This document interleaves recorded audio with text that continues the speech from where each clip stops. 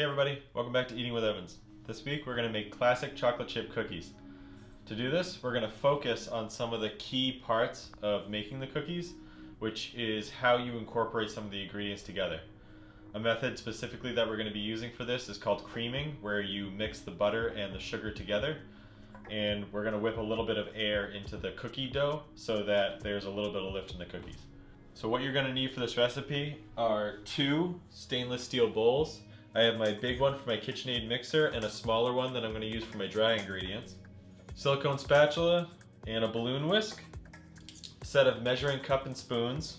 For the actual components of the cookie dough, you're going to need 3/4 of a cup of brown sugar, 3/4 of a cup of plain white sugar, 2 1/4 cups of all-purpose flour, 12 ounces of semi-sweet chocolate chips, 2 sticks of room temperature softened butter.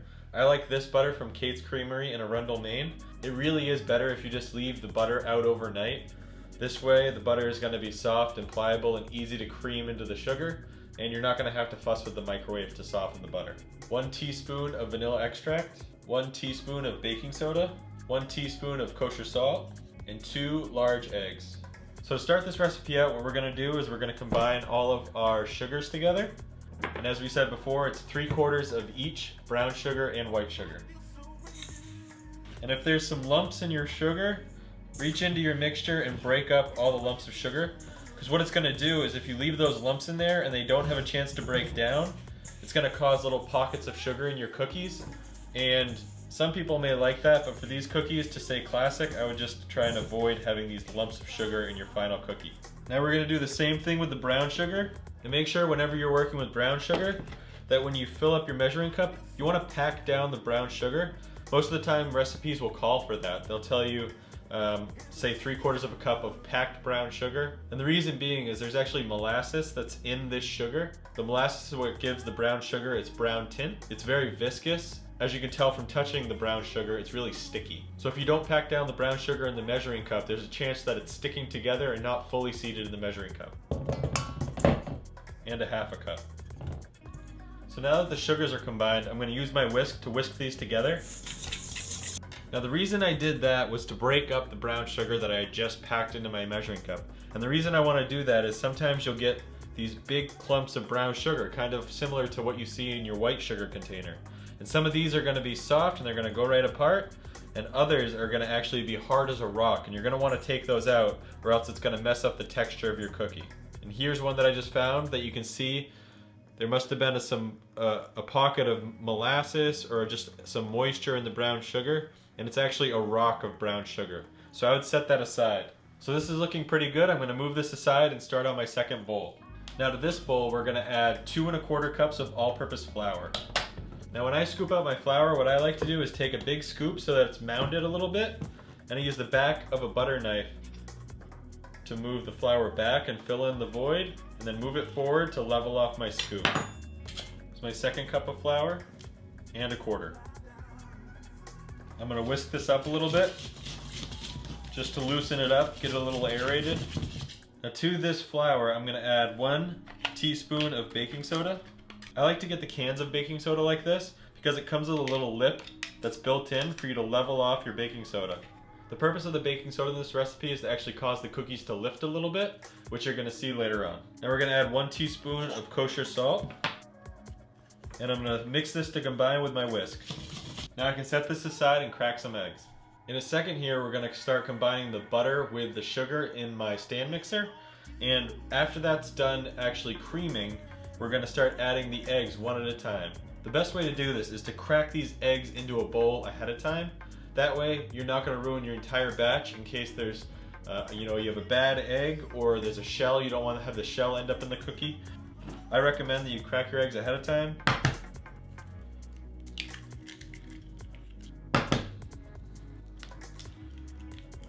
Now when we go to incorporate these into the butter and sugar mixture, we're going to put 1 egg in at a time.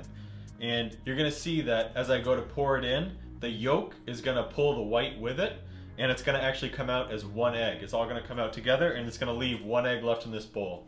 It's really important to slowly integrate the eggs into the creamed butter and sugar mixture. Now what we have left for ingredients that we haven't really talked about are the chocolate chips, which we add at the end, and the vanilla, which we're going to incorporate after we add the eggs into the sugar and butter mixture. So at this point, we're ready to move over to the stand mixer and start creaming our butter and sugar. Here we have our sugar mixture that we've added to my stand mixer. I'm going to put the paddle attachment on here and raise my bowl. And I'm just going to mix this to combine a little bit, just to make sure that I've fully incorporated the two sugars together. Now that I've combined these, I'm going to add my 2 sticks of softened butter.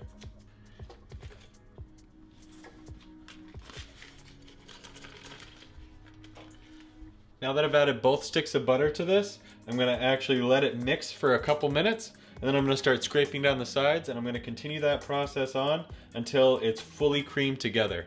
I'll show you exactly what you're looking for when it's done. So once I turn this on, this mixture is going to be going for about 3 to 4 minutes while it's creaming. I really want to make sure that my sugar and my butter fully incorporates together. And once I add flour, I barely want to mix this, because the more I mix it, the more gluten I make, and the chewier my cookies are going to be. And eventually they'll become tough. So I really want to avoid that. So what I'm going to do is I'm going to mix this for 3 to 4 minutes, and I'm going to scrape down the bowl, and we'll check in on what it looks like as it's going.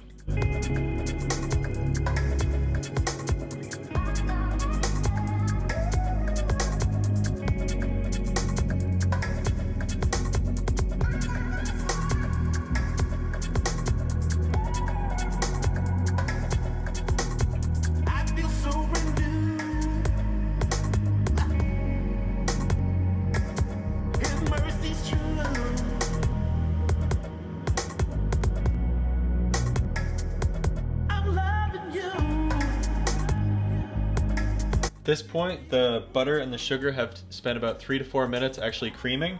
So what I'm going to do is I'm going to turn the mixer on, and I'm going to start adding my eggs one at a time. And I'm going to wait until the first one has fully incorporated before I add the second one.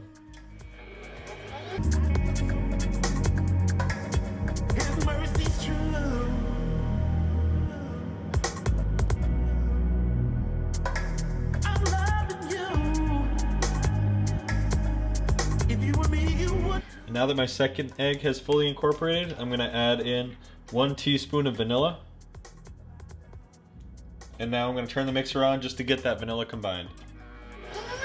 At this point, we're ready to start adding in our dry ingredients to this mixture. This is the flour, the baking soda, and the salt that we mixed earlier and put in a bowl. When you're starting to add the dry mixture into this wet mixture, you really want to just slowly incorporate it. What I mean by that is you want to put multiple batches of the dry mixture into this wet mixture. But also, as you incorporate it, you want to use the paddle as little as possible. As I said earlier, the more you use your paddle, the more you actually move the flour with the moisture, the more gluten you're going to create, the chewier and tougher cookies you're going to actually end up with. So what we're going to do is we're just going to slowly add this in batches. And you also have to be careful when you turn your stand mixer on. Otherwise, the flour, if you just turn this on full blast, the flour is going to puff up and make a mess of your kitchen. So I start pulsing it.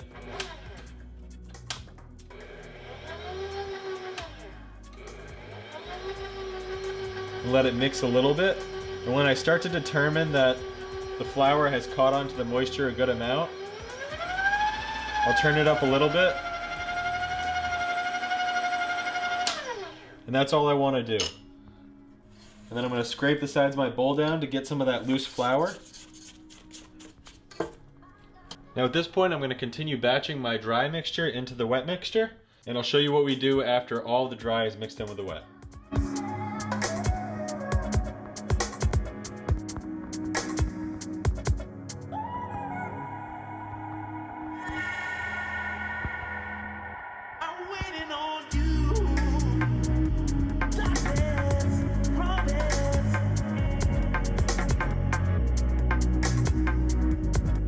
Now that this mixture is fully incorporated and we've tried to minimally work the flour, what we're going to do is start adding in our chocolate chips. The recipe calls for about 12 ounces, but I usually just go until it looks like it's evenly distributed throughout the whole thing. So I'm going to turn my mixer on low, and I'm just going to start pouring.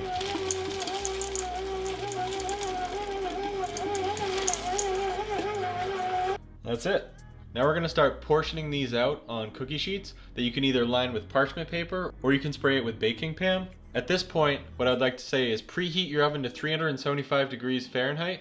And once we get these all laid out on the different sheet trays, And we're going to bake these off for between 10 and 12 minutes, and we're going to rotate them halfway through to make sure that we get even baking. Now it's time to start dishing out the cookies onto the cookie sheets.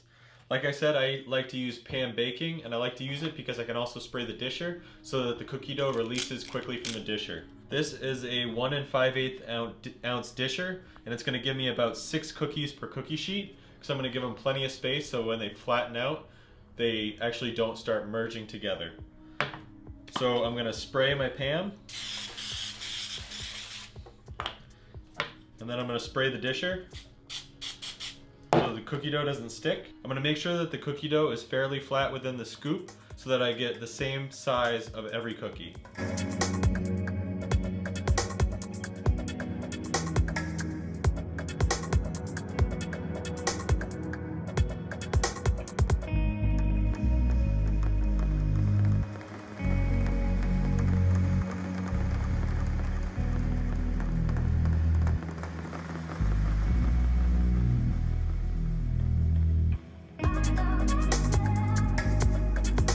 Now that all these cookies are portioned out, we're going to move these into a 375-degree oven for 10 to 12 minutes, and we're going to rotate them about halfway through so that they get even browning all the way around.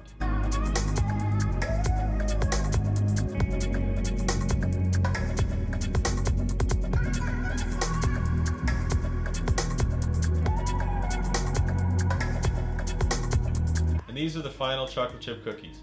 What I did is I let them rest on the countertop for about 5 minutes until they started to solidify a bit. And then I transferred them onto a wire cookie rack just so that they could finish cooling completely. I stacked them up, and now they're ready to be enjoyed with an ice cold glass of milk.